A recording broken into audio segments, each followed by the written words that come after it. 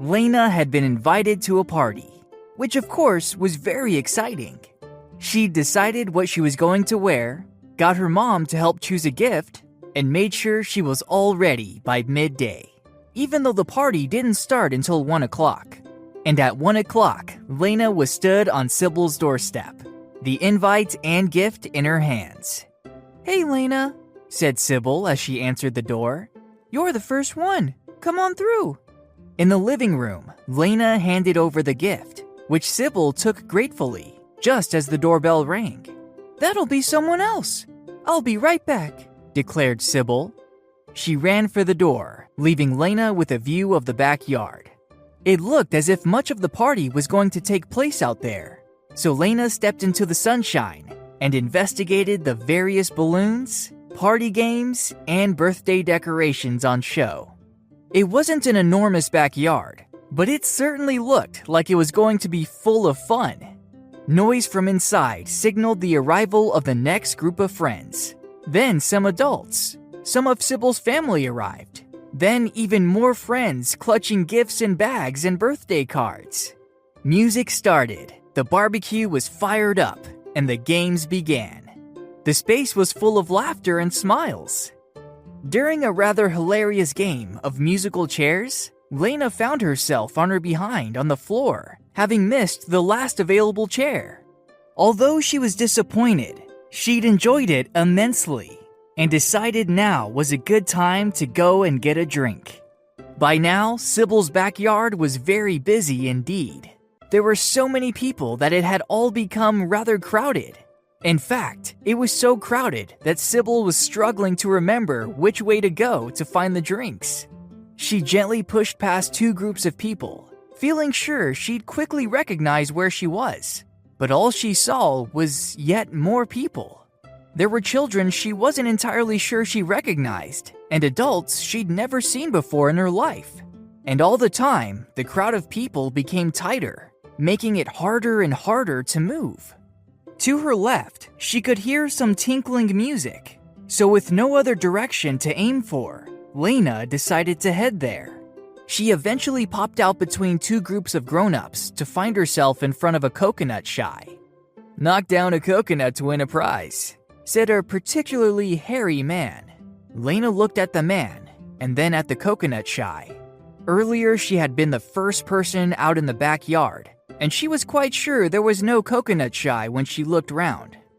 "They must have just set it up," Layna decided.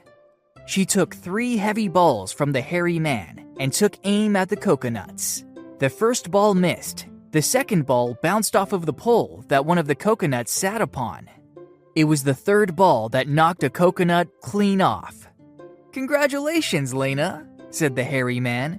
"You've won a coconut." He collected the fallen coconut from the ground and placed it in her hands. "Who's next?" As Layna walked away, 2 things occurred to her. Firstly, the hairy man looked as if he just may have been a large monkey. And secondly, how had he known her name? She was now walking between stalls and stands where you could play all sorts of games. There was a shooting gallery where a cowboy was knocking down tin cans with a pellet gun. There was a hookah duck where a lady in a golden cloak and a sparkly tiara was looking delighted at having won a teddy bear. And there was cotton candy in rainbow colors being feasted on by a tall man in a very high top hat. And strangely, she didn't recall ever seeing any of this when she was alone in the garden. Even here, there were lots of people, and Layna felt it was getting more and more crowded. Near the base of a large Ferris wheel, she spotted a small tent. The flap of canvas that made the door had only been loosely tied back, so that it still hung across most of the gap. It was just the right size for Layna, and so she ducked inside. "Hello," said a voice. Layna looked around the inside of the tent, but there was nobody there. Just a small table, 2 chairs, and a crystal ball. Hello," replied Layna. "You look lost," said the voice. "Well, if truth be told, I am," admitted Layna. "I just wanted a drink, but I can't seem to find where Sybil has put them. Maybe I can help, said the voice, and from behind the crystal ball stepped a tiny fairy. She was wearing a dress made of petals that had a red heart stitched onto the chest. The little fairy clapped her hands, and a large glass of water appeared on the table. "How's that?" she asked. Layna stepped forward and took the cool glass in 2 hands. The water was just what she needed, and although there was no ice in the glass, it felt cold and refreshing. "Thank you," said Layna as she set the empty glass down. "That was just what I needed." "Are you enjoying the party?" asked the fairy. "I am," nodded Layna. "Although I don't think I've ever been to such a big party before." The fairy smiled. "There's certainly a lot to see and do. Have you tried the swan boats yet?" "Swan boats?" repeated Layna. She was quite certain that there was no room for any boats in Sybil's backyard. "No, I've not seen those." "Step through here," indicated the fairy, sweeping her small arm to another doorway in the back of the tent. Like the way Layna had come in, the flap was only partly tied back. Layna stepped through and found herself back outside amongst another crowd of people.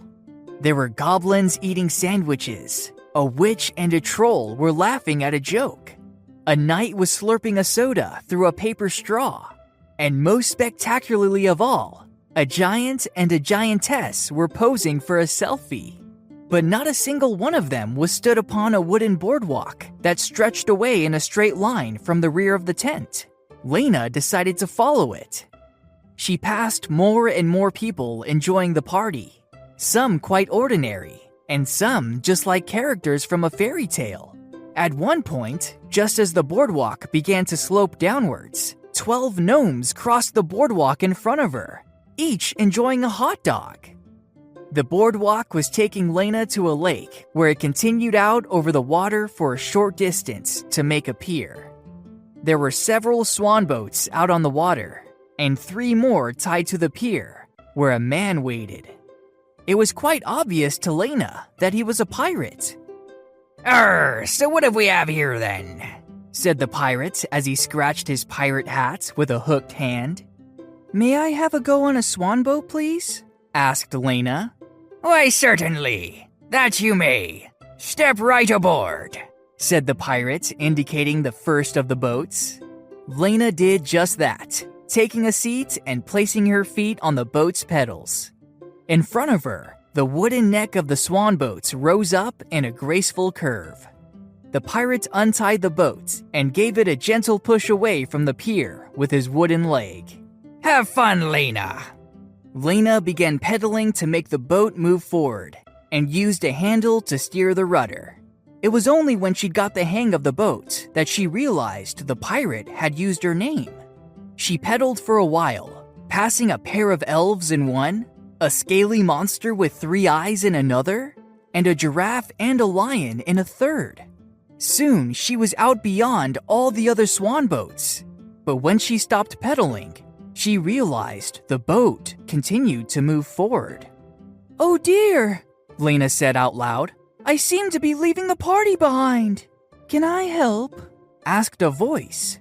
Layna half expected to see the fairy again, but this time the voice came from a mermaid with long green hair that shimmered in the sunlight. Her head and shoulders sat above the water as she reached out to hold the swan boat's side. "I think I'm lost," admitted Layna. "Oh," replied the mermaid. "Well, where do you think you should be?" "At Sybil's party," said Layna. "But I'm quite certain this isn't Sybil's backyard." "You're right," nodded the mermaid. "You've wandered off a bit too far." "Oh dear," said Layna. "I thought I had. How on earth will I find my way home now?" "Don't you worry about that," smiled the mermaid.